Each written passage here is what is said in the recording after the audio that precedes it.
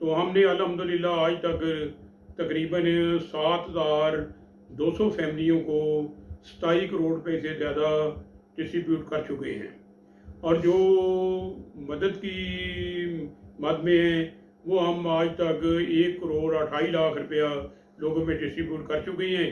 ان پیسوں کی کوئی واپسی نہیں ہے۔ ڈاکٹر واصف علی واصف صاحب نے ارشاد فرمایا تھا کہ اگر آپ لوگوں کے پاس طاقت اور اختیار ہے تو لوگوں میں آسانیاں بانٹیے، اس لیے کہ طاقت اور اختیار ختم ہوتے دیر نہیں لگتی۔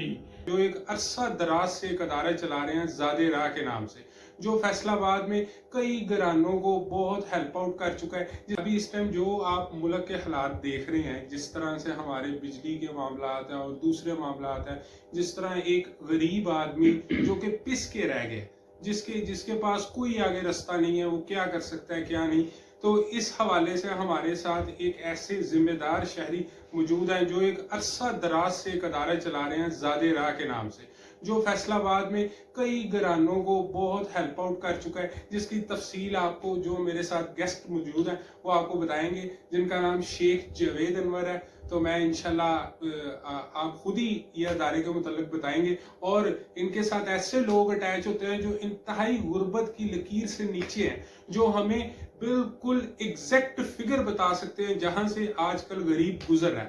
تو انشاءاللہ ابھی آپ کا تعارف کروائیں گے جی شیخ جاوید انور صاحب سے۔ جی جاوید صاحب۔ میں شیخ جاوید انور بات کر رہا ہوں، زادِ راہ فاؤنڈیشن کا جنرل سیکرٹری۔ ہم لوگوں نے آج سے تقریباً 13 سال قبل زادِ راہ فاؤنڈیشن کی بنیاد رکھی تھی، اور وہاں پہ ہم نے قرضہ حسنہ دینے کا ایک سلسلہ شروع کیا تھا۔ تو جیسے جیسے وقت چلتا گیا تو ہم نے دیکھا کہ لوگوں کی اور بھی بہت ساری ضروریات ہیں۔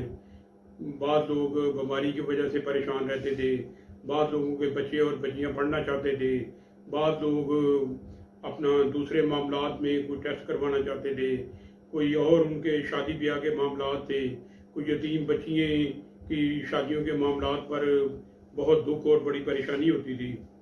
تو ہم لوگوں نے پھر کیا کیا کہ اپنے ادارے کی طرف سے ان کو ایک ہیلپ آؤٹ کرنے کا سلسلہ شروع کیا۔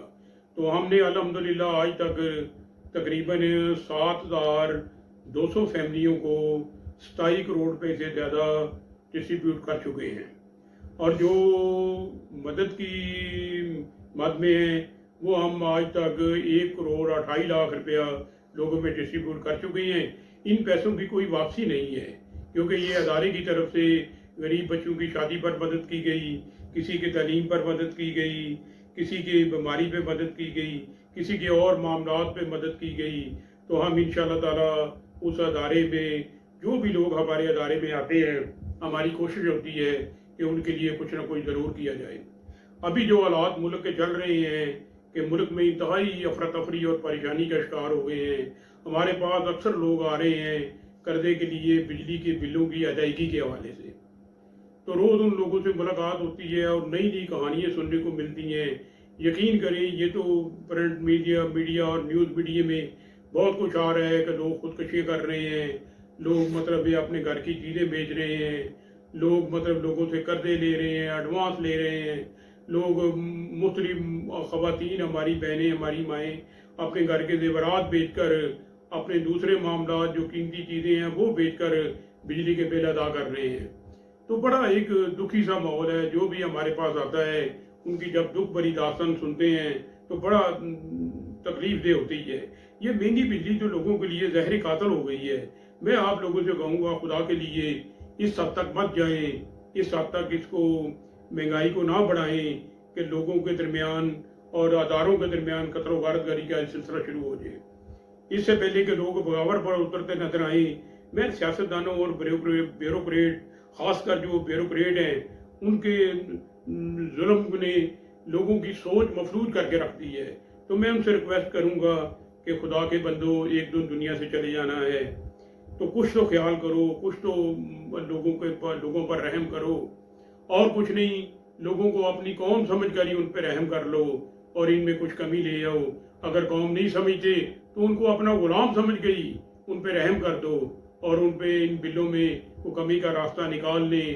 لوگ بڑے بد دل ہو رہے ہیں، لوگ اس ملک سے، اس قوم سے مایوس ہو رہے ہیں۔ ہمارے پاس بہت سارے لوگ آتے ہیں۔ پچھلے دنوں ایک خاتون آئی जिसने बताया कि मैं 1.25 मरले के घर में रहती हूँ और मेरा वो घर भी किराए पे है और मुझे 15 दिन पहले 8,000 रुपये बिल पे करना पड़ा और अभी मैं 8,500 रुपये का बिल और आ गया है। वो बेवा औरत है, मकान उसका किराए पे है, आप उसको बिल इतने भेज रहे हैं। वो अपने जिस्म और सांस का रिश्ता किस तरह बरकरार रखेगी? जरा उसकी जगह पे आके सोचे तो सही।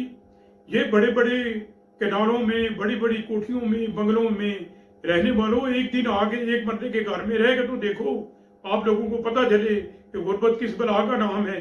जब बिजली कट जाए, जब देने के लिए पैसे ना हो, खाने के लिए घर में राशन ना हो, बच्चों के पहनने के लिए कपड़े ना हो, स्कूल जाने के लिए फीस ना हो, किताबें ना हो, जब लोगों के घर में बीमारी हो तो उसके लिए दवाई ना हो, तो लोगों पे क्या बीतती है, लोगों पे क्या जुल्म आता है। फिर लोगों के पास 2 रास्ते बच जाते हैं। एक रास्ता वो होता है कि वो हथियार उठा लें और लोगों को लूटना शुरू कर दें। और आपने देखा है कि जब से ये सिलसिला शुरू हुआ है, बहुत सारी जो स्ट्रीट क्राइम है वो बढ़ चुके हैं और बहुत सारे लोग जो हैं वो इस रास्ते पे आए रोज वारदातें करने लगे हैं। तो मैं आप लोगों से कह रहा था कि कुछ ख्याल करें। डॉक्टर वासिफ अली वास साहब ने इरशाद फरमाया था कि अगर आप लोगों के पास ताकत और इख्तियार है तो लोगों में आसानियां बांटिए, इसलिए कि ताकत और इख्तियार खत्म होते देर नहीं लगती।